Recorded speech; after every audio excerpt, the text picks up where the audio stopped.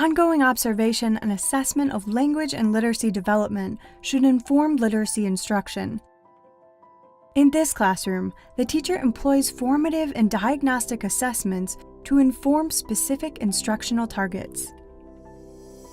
I start getting to know my kids as readers even before the school year starts.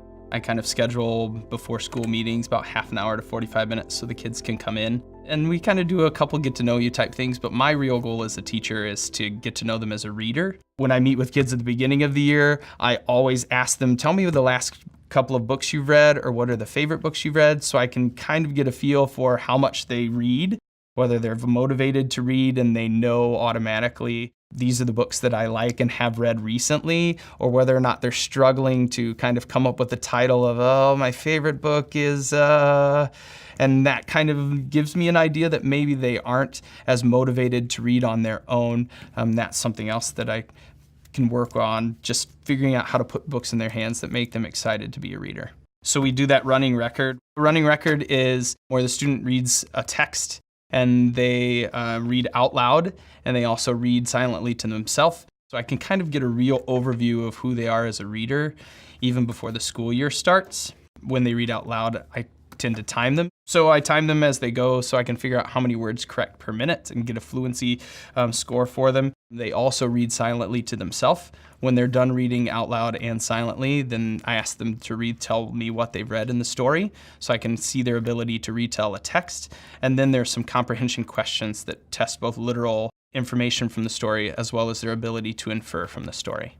I use that for students. It's really trying to put together an accurate picture of who a reader is and where they're struggling, so then I can identify what teaching points and what things I can teach them specifically in order to move them forward on that reading continuum. So once I do this running record, I can go back through to see, do they have reading strategies that they can attack words that they don't know? Are they struggling to decode multi-syllable words? Are they able to retell a story? So I use the running record to kind of clue me into a student's specific strengths and instructional strategies that I might need to use for them as a reader. And then I use that in conjunction with our school district screeners to see if that information kind of matches up. When I get those two pieces of information together, then I try and formulate a plan as to what specific needs that student will need instructionally, and then I can tailor my teaching points in small group instruction to that student's specific need. I also use pretty much every opportunity that I'm sitting down and reading with a student as an opportunity to learn more about them, to see where they are excelling, to see where my next teaching points could be. So I do a lot of work on sticky notes, writing down notes and then accumulating those sticky notes. And when I'm reading with the student, if I notice that they're skipping over words, then I'll write that down. And that kind of gives me a teaching point for the next small group time that I'm meeting with them. So I do lots of note taking and keeping of informal records, just basically constantly trying to understand what they're doing as a reader that is different than last week and where they need to go next. We also use writing work samples, and we go back to reread what the student has written, or when we meet with them and confer with them one-on-one, looking at their writing specifically and seeing, okay, this student has done these things well, and they are about ready to do this next skill, and that's where I want to teach them. I want to do that, teach them that point where they're about ready to, which is tough at times as a teacher because that's different for every single kid, but it's also great because you're meeting the student where they are as a writer and then offering them the next piece of teaching to move them forward. Let me give you a couple examples of some of the students in my class who I have done this with. I had one student who came in and they were reading about a year and a half below grade level. I'm a third grade teacher, so they came in reading late first grade material. When I did the running record with them, they were able to self-correct to make meaning. They were able to repeat and go back in order to try and carry that meaning through. As I went through the running record, I realized the student was reading a little slowly, and that was interfering with a little bit of their ability to make meaning.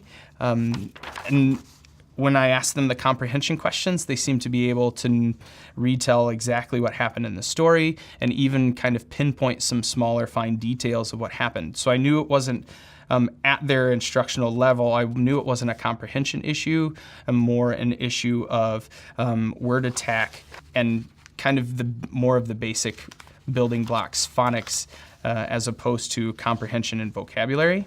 So when we did the beginning of the year screeners for our district, I noticed that the student, when I went back and looked at them, they were missing a lot of multisyllabic words on third grade level text. So that helped me kind of tailor in my teaching to make sure that I was working with a student to break down words into pieces that they know. So I knew I needed to teach them specific reading strategies to tackle those bigger words.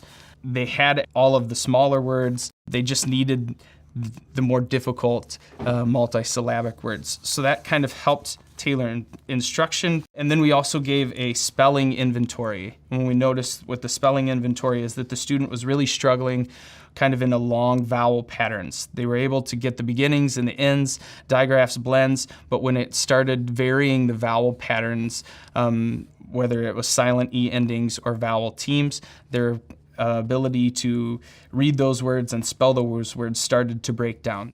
All three of these assessments from the beginning of the year really kind of pointed to the student needing to work on the phonics and breaking down multisyllable words, and kind of guided our instruction with her for the first part of the year. I worked with her and really focused in those teaching points on her specific areas where she needed to improve. And then I kept checking in, kind of monitoring her progress every 6 to 8 weeks throughout the year, whether or not that was with another running record or some sort of progress monitoring probe, to see if what we were doing and what I was teaching her was on the right track and she was making improvement and making progress towards reading at grade level. If she was not making progress, then I knew that I wasn't teaching her the right things and I needed to go back and change, maybe kind of take a deeper dive and look for something else that I wasn't giving her that she needed. We got to the very end of the year. She had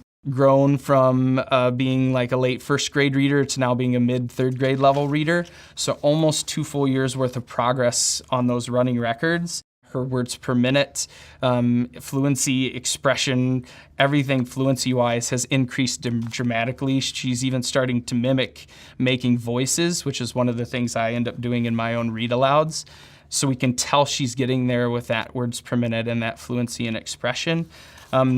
The one big one we saw at the end of the year, we were hoping to see a little bit more progress with her, was on the spelling screener. She still was kind of struggling with vowel patterns, but just kind of gives me information to hand to next year's teacher, so they'll be a little bit more knowledgeable as to where to start. Now that she's made so much progress as a reader, we're hoping to see her transition that and carry that over to her writing and her spelling.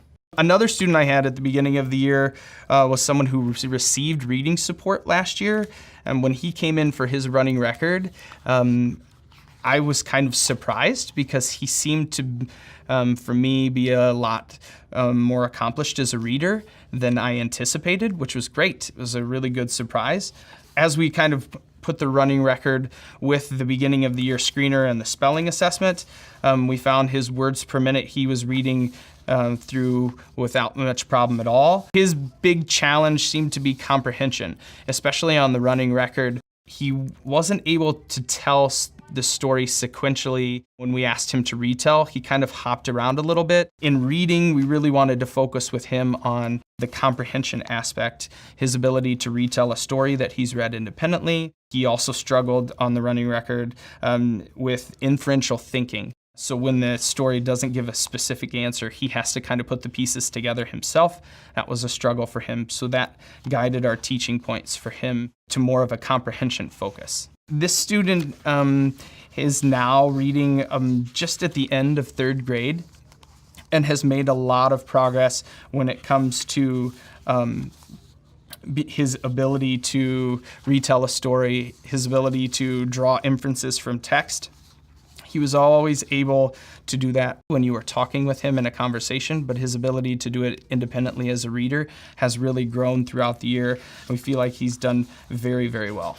Working as a classroom teacher, I feel like it's really important to constantly collect data in order to meet every single student where they are. Each student's an individual, and collecting all of this data really gives us the opportunity to meet that student where they need to be instructionally and to push them forward individually. So a lot of times when people hear the word data, they think of just test scores and scores on screeners. But for me, data is about gathering information about a student, whether that is what they did over the weekend or what book they're reading or what they're struggling with.